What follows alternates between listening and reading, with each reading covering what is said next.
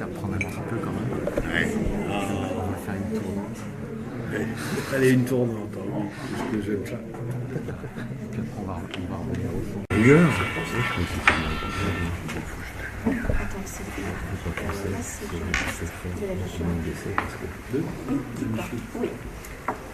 garé à l'espace de France de voiture importante. C'est ici, là. C'est la semaine. J'ai peu de vent, là. J'ai mis Club de la presse. Bon, le journaliste. Hier soir, j'étais au lycée.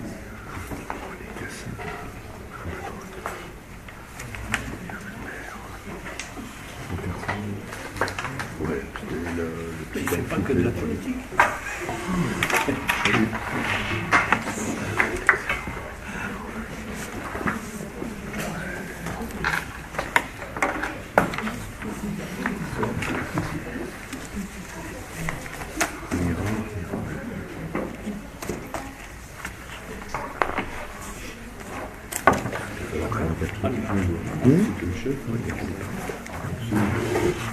Bien, mesdames, messieurs, bonjour. Je vais essayer de parler fort, il n'y a pas de micro, hein, donc il faut que la voix porte. Bienvenue à la presse, bienvenue à toutes les associations, les MIS, nos partenaires, qu'ils soient associatifs, qu'ils soient du parc régional naturel de Lorraine, qu'ils soient de la grande région et de la région Lorraine-Jacksens.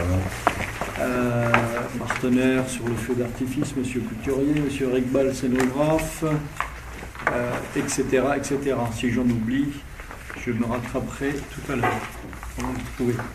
Écoutez, bienvenue pour la présentation de cette 62e édition des Fêtes de la Mirabelle à Metz. Fête populaire s'il en est, et presque quasi séculaire bientôt, hein, encore en 38 ans, puis on tiendra jusque-là, hein, n'est-ce pas, Jean-Jacques? Pas de problème. Et on verra le centenaire des Fêtes de la Mirabelle.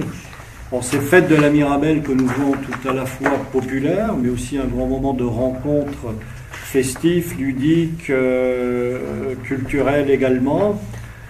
Nous avons essayé depuis 2-3 ans de lui donner une thématique annuelle, une thématique pour lui donner un peu un fil conducteur, à la fois sur le plan esthétique pour les chars, à la fois sur le plan de la programmation culturelle, et aussi pour donner une dimension un peu plus populaire à l'élection de la reine. Donc cette édition, 62e édition, se fait en partenariat avec la région Lorraine et la grande région, puisque nous couplons cette 62e édition des Fêtes de la Mirabelle avec la journée de la grande culturelle de la grande région qui se greffe avec nous cette fin de mois d'août pour, et Jacksens en parlera tout à l'heure, participer avec leur propre activité au sein de cette manifestation. En fil conducteur, cette année, nous avons essayé de continuer à la fois sur le volet populaire, folklorique populaire, puisque nous accueillons également le Congrès européen des jeunes folkloristes à Metz, donc nous en avons profité pour inviter 7 à 8 groupes de folklore européen de très bonne qualité qui seront présents à la fois pas seulement sur le Corso mais aussi tout au long de la semaine pour animer la ville. Nous avons donné un fil conducteur également et un zoom sur ce qu'on peut appeler les Balkans, avec les fanfares du Balkan.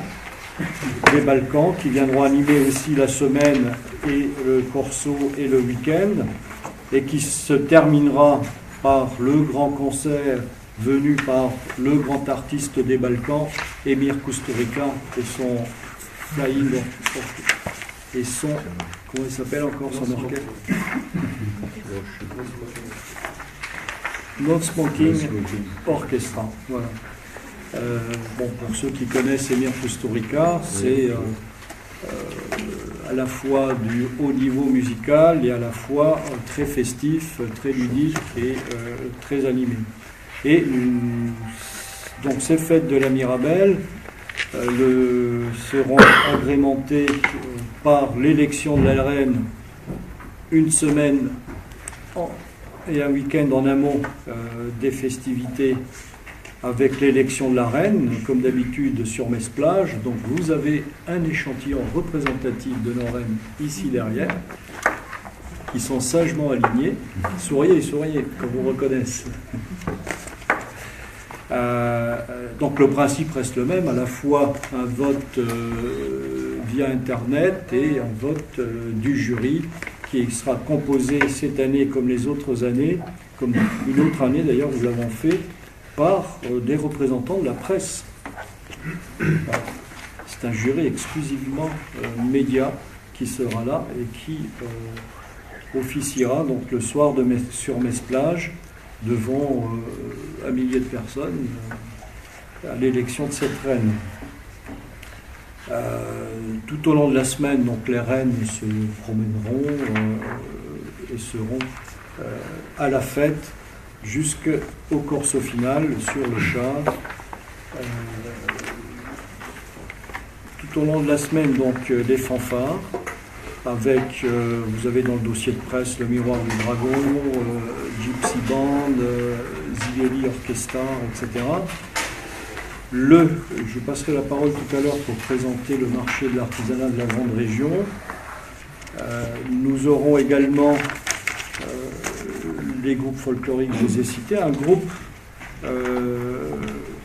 pour le coup très folklore mais aussi très intéressant sur le plan qualitatif, un groupe hindou, le Jaipur Maharaja Brass Band, qui viendra animer également cette semaine. Nous aurons la ménagerie enchantée, c'est le village des enfants, comme d'habitude, qui sera hautement animé et hautement en couleur cette année, qui se situera place Saint-Louis. Donc on essaie d'utiliser le maximum de place, compte tenu aussi, bien entendu, des travaux, puisque la place de la Gare étant en travaux, le parterre fleuri se fait place de la Comédie, donc on déménage un peu des activités place Saint-Louis, exceptionnellement cette année. Vous verrez également que le circuit du Corso va être un peu modifié par rapport aux autres années. On vous donnera le tracé tout à l'heure. Ces quelques modifications ne perturberont pas donc, les fêtes de la Mirabelle, qui, avec le marché du terroir, le marché des saveurs du parc naturel régional de Lorraine, qui sera également présent,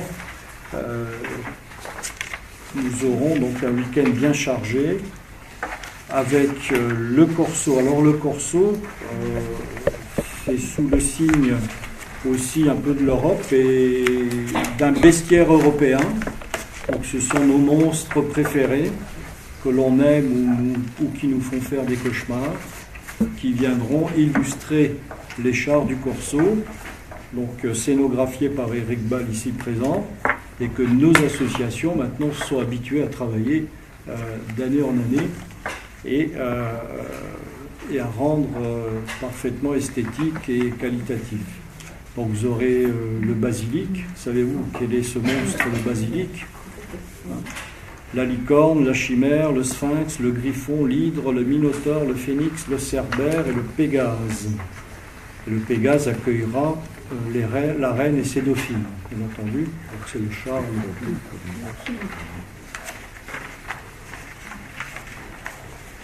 Donc le feu d'artifice sur le thème des bestiaires, que M. Couturier nous présentera, nous en dira quelques mots tout à l'heure. Alors, le tout se fera toujours au parc de la Seigne, bien entendu. Vous savez que pour des raisons de sécurité, on a toujours des difficultés avec la préfecture à être autorisé sur le plan d'eau.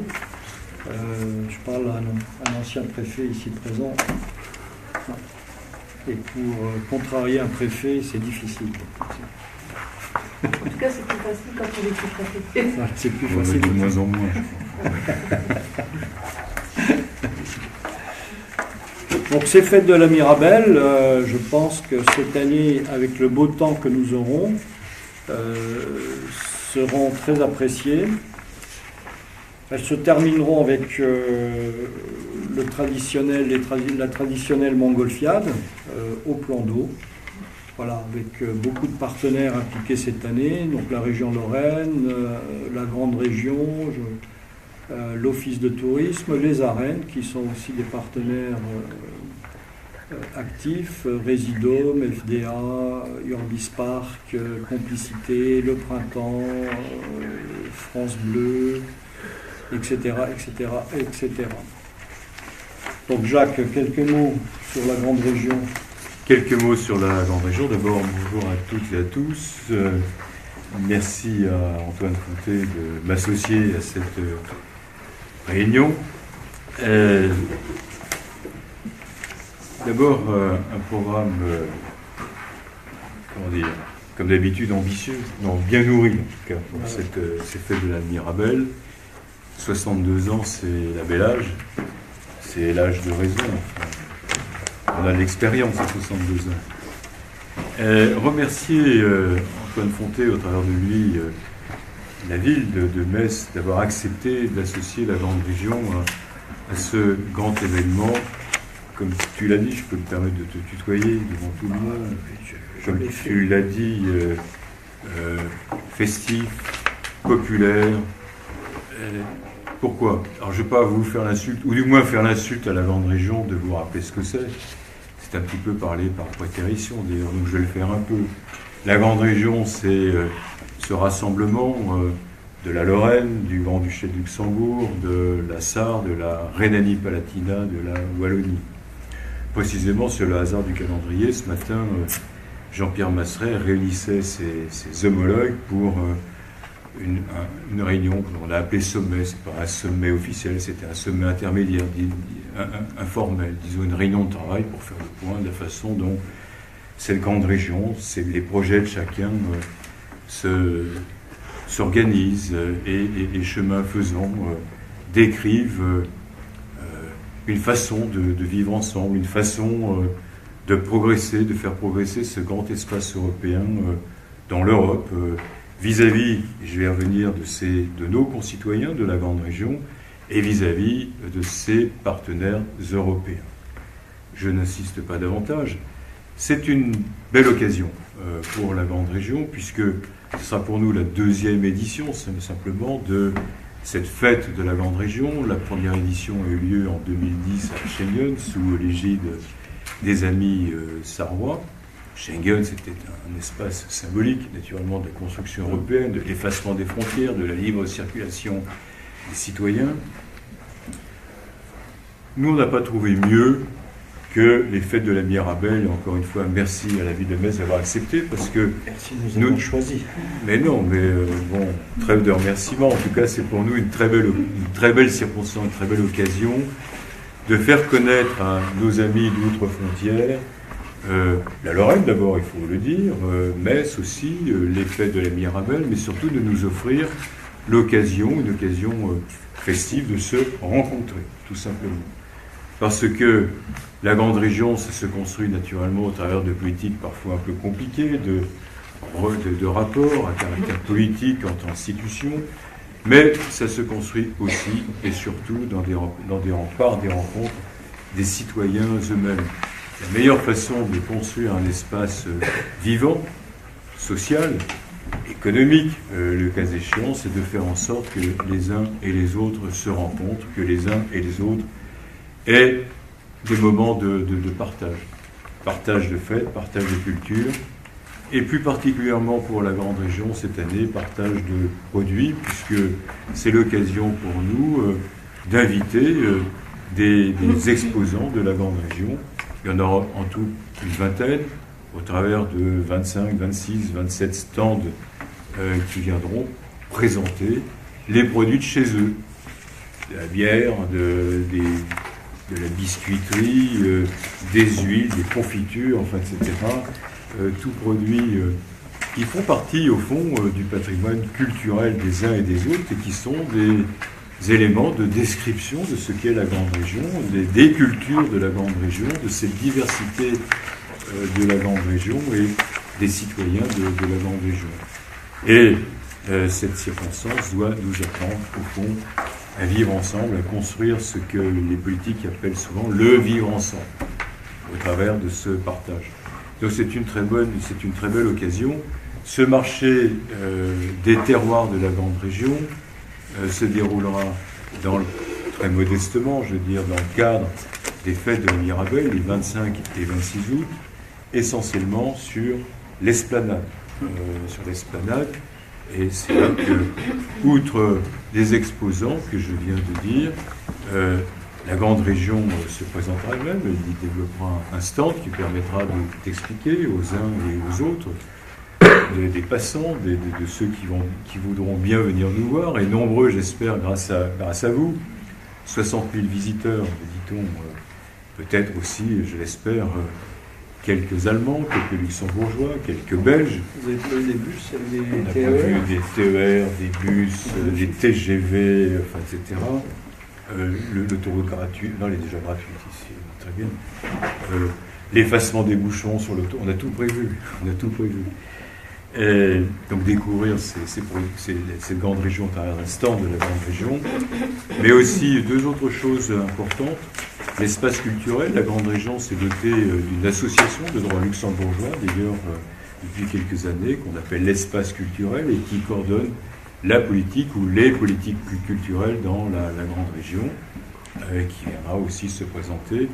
Et puis un espace consacré au tourisme, puisque nous avons développé, grâce notamment à un programme qui s'appelle Interreg ces dernières années, toute une démarche de marketing touristique, parce qu'au fond, le tourisme, c'est quelque chose que chacun a de chez soi à montrer, forcément, que ce soit le tourisme culturel, industriel, le cas échéant, de mémoire, gastronomique, de loisirs.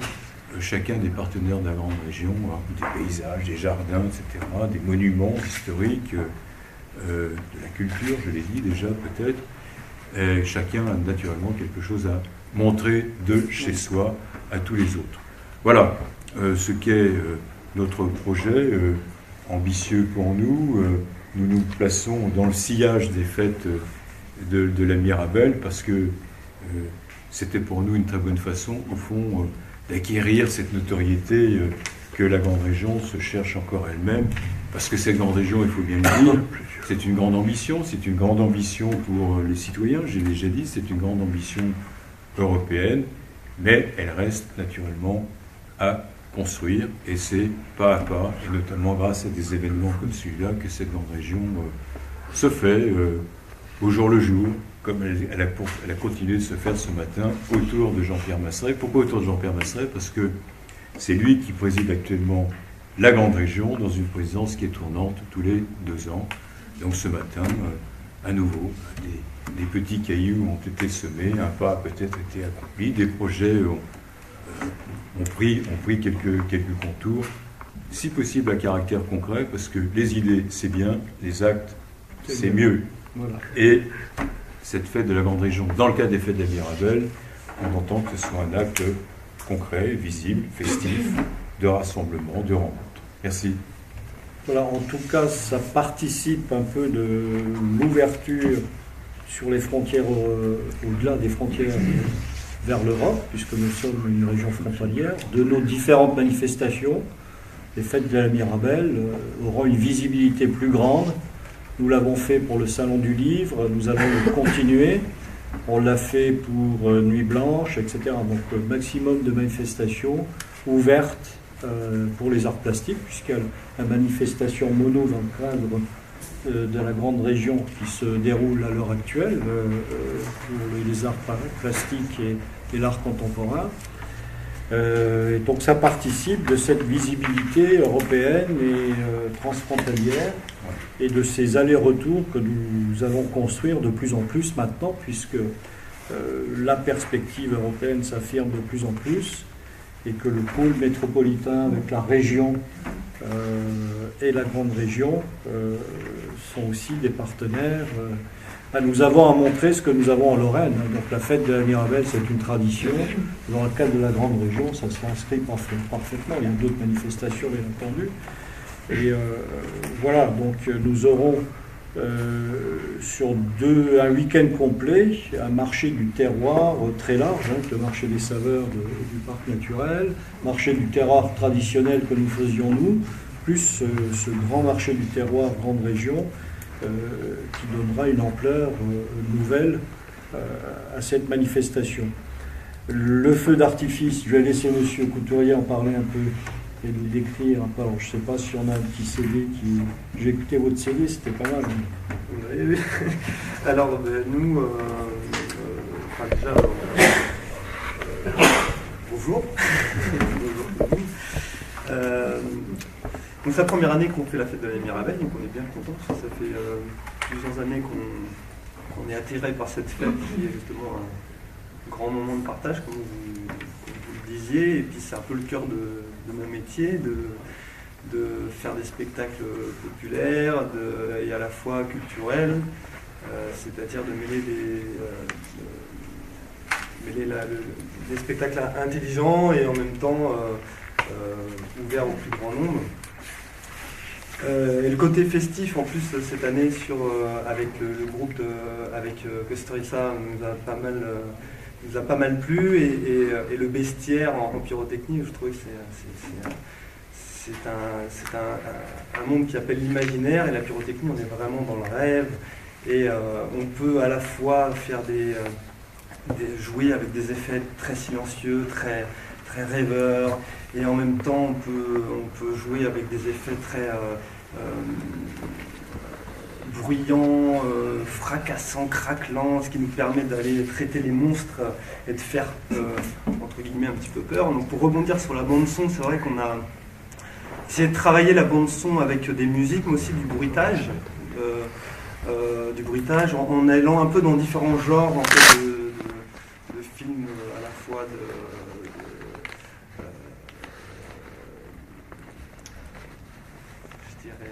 fantastique.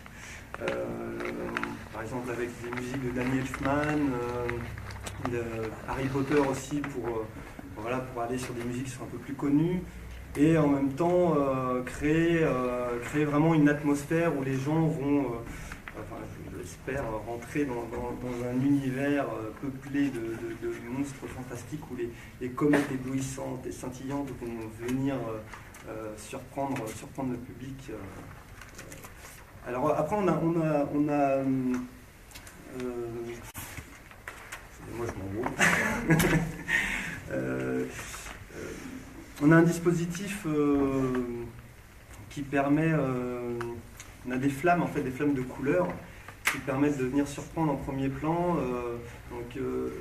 pour donner un caractère festif aussi à la fête, et toujours en lien avec des musiques qui sont à la fois qui joue à la fois sur le côté un peu cinématographique, on va dire, et à la fois sur un côté beaucoup plus festif, avec des musiques comme le Beetlejuice, où on va aller sur un côté plus enfantin pour essayer de rallier un large public. Alors vu la configuration du public, c'est vrai qu'on travaille beaucoup en hauteur, parce que le public est vraiment étalé sur toute une longueur. On travaille avec des scènes aériennes pour croiser les effets, des effets sur la butte et des effets en aérien qui viennent recouvrir le tout. Avec une montée en pression, c'est-à-dire plus on avance dans le spectacle, plus la pyrotechnie devient intensive, mais aussi dans un rythme un peu d'écriture. Quand je parlais de cinématographique, c'est un peu d'écriture où on va allier des passages calmes et des passages un peu plus dynamiques. Voilà. C'est un peu dur d'en parler comme ça, parce que c'est vrai que c'est une matière éphémère, voilà, c'est une matière vivante.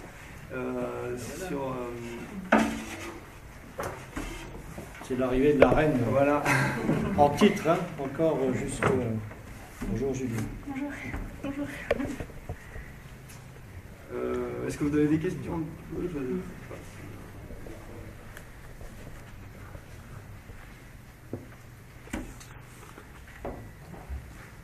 folkloriques. Vous pouvez présenter un peu les groupes? Non. Oui? Allez, vas-y, lance-toi. Alors, bonjour à tous, je suis Julie Mussler du groupe folklorique Lorrain de Metz. Je suis chargée cette année d'organiser le congrès des jeunes folkloristes européens, donc en partenariat avec la ville de Metz, puisqu'on combine notre congrès avec les fêtes de la Mirabelle. Comme ça, on fait venir les groupes pendant une semaine pour faire découvrir la ville et la Lorraine. Voilà, donc il y aura 6 groupes folkloriques qui seront là. Donc ils arrivent le jeudi et ils seront là jusqu'au dimanche. Donc ils participent au Corso également. Donc il y aura la Roumanie de représenter, la Serbie, la Croatie, je sais plus, il y en a beaucoup, et la France, bien évidemment. Donc voilà. On essaye de remettre les groupes folkloriques dans le défilé des fêtes de la Mirabelle, parce que pendant quelques années, les groupes folkloriques étaient un petit peu enlevés du Corso, donc tout doucement, on essaye avec la ville de remettre ça en place pour que ça redevienne une bonne fête populaire. Voilà. Ben, merci à toi. Alors, il y a la compagnie La Vie-Fille, est-elle dans la salle? Ah ben la voilà. Avec la ménagerie enchantée, parce que la journée des enfants a toujours un grand succès, et il y a quelques centaines d'enfants qui sont là. Alors plus que ça, bonjour tout le monde, bonjour. Bon, détendez-vous, parlez entre vous, ça fait du bien aussi.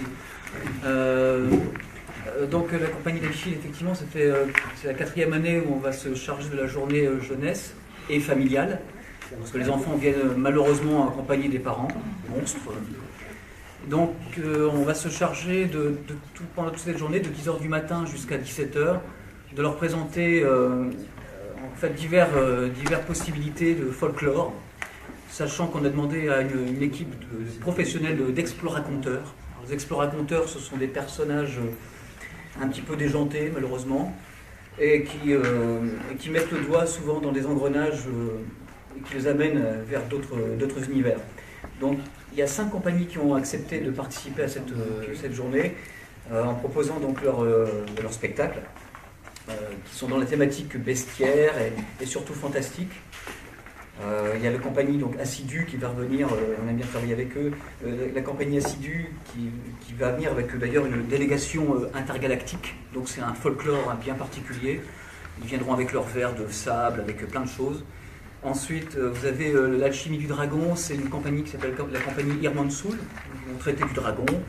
Un autre spectacle qui s'appelle Grimace, c'est plus basé sur le conte, mais toujours dans l'objectif par rapport aux enfants et aux parents, d'être quand même détendu et dans l'humour. Voilà, donc pas mal de couleurs, pas mal de découvertes, et le tout est enrobé par la cité du Wupaipai.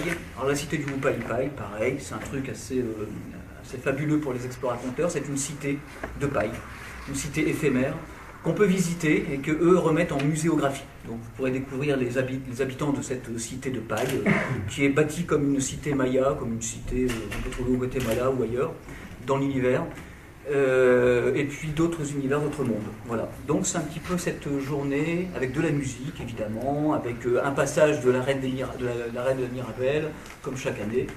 Voilà, avec le petit salut des Ipayas, qui est un petit peu comme ça. Voilà, donc je vous présente ceux qui passent là-bas. C'est le 25 août, vous serez amené à faire ce geste-là, qui n'est pas un geste sexuel, je précise. C'est un losange qui veut dire bonjour chez les Ipayas. Voilà. C'est les habitants de Miribilla, la planète Miribilla. Voilà. Ils ont une forme de toupie, ce qui explique ce geste-là. Donc je le précise, vas-y, en plein dans la tronche. Voilà, merci. Voilà. Si vous avez des questions à poser sur les exploraconteurs sur la journée du 25 août, allez-y, j'ouvre le débat. Oui. Je peux aussi dire qu'il y a des animations, il y a oui. mais également des ateliers proposés aux enfants. Il y a du maquillage aussi par la Alors ça c'est Julia, donc on travaille à deux. Donc Julia a travaillé, je tiens à le préciser, avec Gwenaëlle et puis Nadine, qui sont dans du service de la ville. Elles ont aussi cherché les compagnies, on a regardé un petit peu à tout ça pour la ménagerie enchantée. Donc, comme dit Julia, il y a des ateliers pour enfants toute la journée, de dessin, de fabrication de masques, de monstres. Il y a des ateliers de dessin, il y a aussi des auteurs qui seront là, des auteurs pour aussi donner des petites dédicaces de livres, comme chaque année. Voilà, donc c'est une journée assez complète, festive, dans l'humour, la couleur, et aussi donc dans le noble sens du terme populaire. Voilà. Bravo. Voilà, on nous remercie, Bravo. on aime bien venir. Parce qu'il y a un sens trivial, Dans quoi? mot populaire. Oh non, mais parfois c'est galvaudé. Ah bon? Ah ouais. Je savais pas. Non, mais c'est... Donc C'est pour les autres, hein. voilà, donc ce village des enfants, donc qui a toujours un grand succès. Alors Julie qui nous a rejoint, donc qui est la reine sortante, on va dire ça comme ça, et aussi avec une bonne nouvelle puisqu'elle vient d'avoir sa 3e année de droit avec mention bien. Bravo. Ça se note quand même.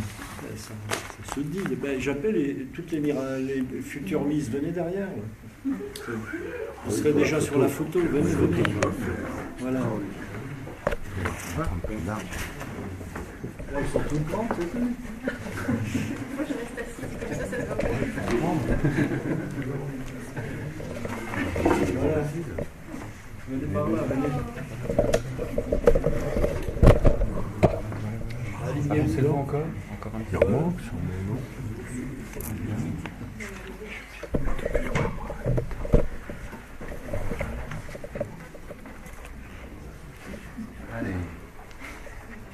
Allez, messieurs, dames, allez Antoine, allez monsieur l'adjoint.